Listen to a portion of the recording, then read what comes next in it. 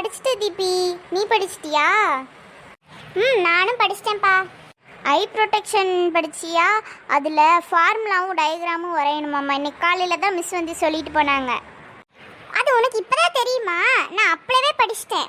முன்னாடியே மிஸ் சொல்லிட்டாங்க. நீ அன்னைக்கு ஊருக்கு போகிறேன்னு சொல்லிட்டு லீவ் போட்டிருந்தல, அப்போவே மிஸ் சொல்லிட்டாங்க பப்ளிக் எக்ஸாமுக்கு இது வரும், நீங்கள் படிச்சுக்கோங்க அப்படின்னு சொல்லிட்டு. இதுதான் நம்ம எழுத போகிற ஃபஸ்ட்டு பப்ளிக் எக்ஸாம். இல்லை என்ன மாதிரிலாம் கொஸ்டின் இருக்குன்னு தெரியல. பயப்படாத, நம்ம படிச்சிருந்தா கண்டிப்பாக நல்ல மார்க் எடுக்கலாம். ஆமாம், இந்த பயலுக இருப்பானுங்களே நமக்கு முன்னாடி, என்ன ஆளை காணோம்? வாயை மூடி திறக்கிறக்குள்ள வந்துட்டானுங்கள்ல. என்ன எங்க பேச்சு அடிபடுது? அடியும் படலை மிதியும் படலை, சும்மா சொன்னேன் காணமே. அதான் கும்பலோட கும்பலாக வந்துட்டீங்களே. டேய் பசங்களா, இங்க என்ன சத்தம்? உட்காந்து படிங்க.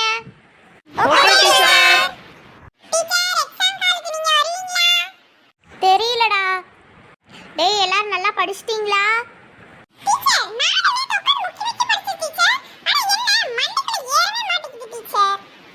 ஆமா, வர்ற 325 நாளும் படிக்கிறது இல்ல. இப்போ உட்காந்து ஒரே நாள் படிச்சா எப்படி மண்டையில ஏறும்?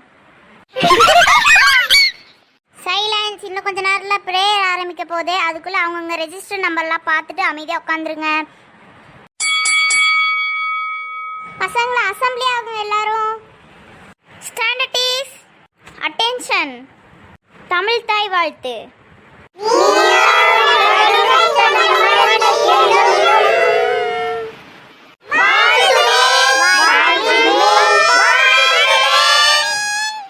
ஸ்கூல் ஸ்டாண்டர்டீஸ். School attention.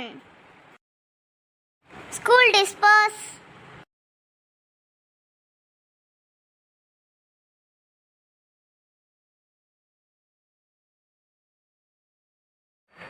தொடரும்.